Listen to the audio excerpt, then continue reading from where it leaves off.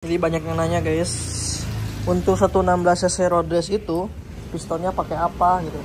Banyak banget lah pertanyaan dari teman-teman YouTube ataupun TikTok guys. Oke. Jadi aku bakal kasih tahu nih, kebetulan di sini ada konsumen aku dari Kalimantan. Dia juga buat 115 ya guys. Ini juga sama 115, tapi yang ini injeksi.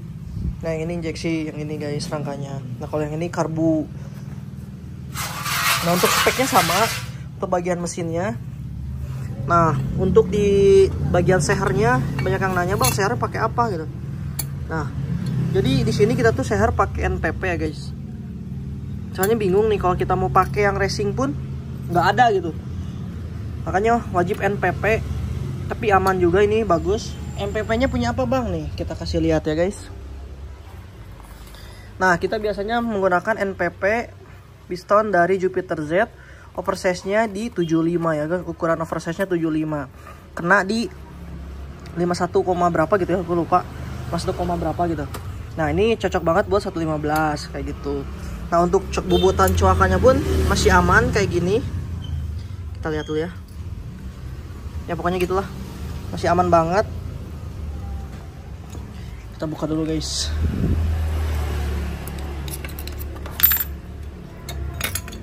Nah, untuk bobotannya juga masih aman, coakannya juga aman. Nah, seperti ini. Nanti kayak ini di custom lagi ya guys. Jadi asalnya kan mentah, di custom lagi di bubut coak. Terus ininya di diemin, kompresi kena di 13,2. Lalu ininya di custom lagi di freeze, ininya juga di freeze tuh.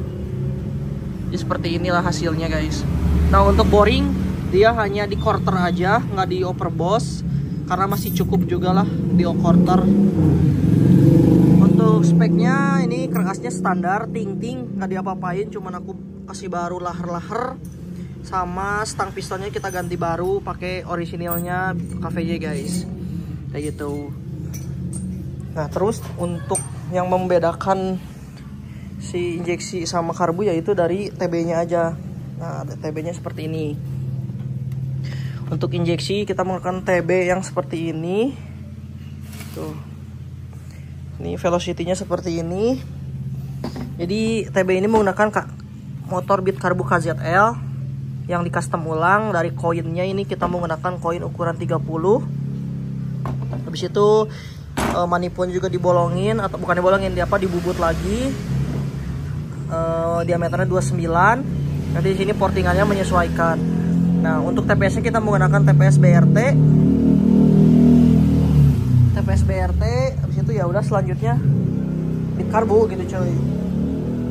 Nih. Nah, ini untuk flow-nya kita tuh sebelum kita apa ya, kayak dinaikin, kita flow dulu. Di flow-nya kita udah dapat ini 62. X-nya itu 52 guys. Jadi udah 85%, hampir sempurna lah guys. Nah, kalau yang ini mesinnya yang ini. Oh iya, terus banyak yang nanya juga nih, magnetnya Bang dibubut berapa mili gitu. Nah, ini guys. Nah, dibubutnya terus pakai apa ini kalau injeksi? Nah, pertanyaan bagus juga itu. Untuk magnetnya kita menggunakan magnet dari KZL juga, pulsernya dari KZL. Dibubutnya 1,5 mili bagian dalam sini dan bagian dalam sini. Jadi magnetnya enteng. Nah, untuk itu nggak boleh kopong seperti ini guys.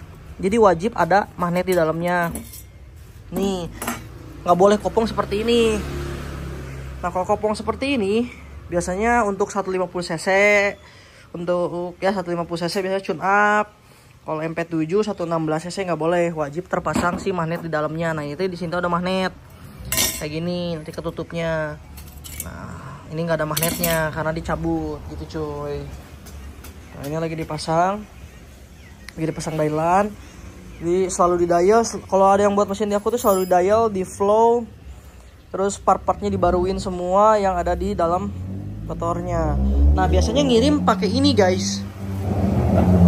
Nah, ini biasanya ngirim pakai ini nih, box ikan seperti ini. Jadi ini dikirim dengan spek mesin standaran. Dikirim, nanti kita digarap semuanya. Kayak knalpot, roller, terus per-peran pun kita baru nih. Per-peran juga kita dikasih baru.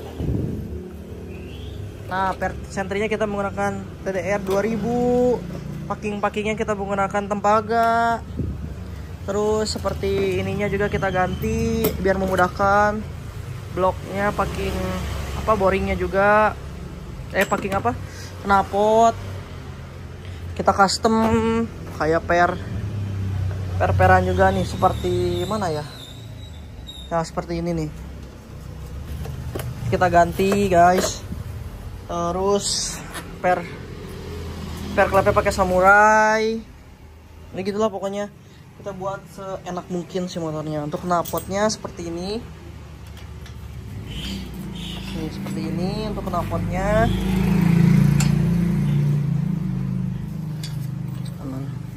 Nah, ini kita packingnya seperti ini. Terus ini karena ada AFR atau injeksi butuh AFR, jadi kita pasang dudukan seperti ini, guys. Tuh, ini pipahnya, dan ini bisa ada order di Shopee kita, Privata 308.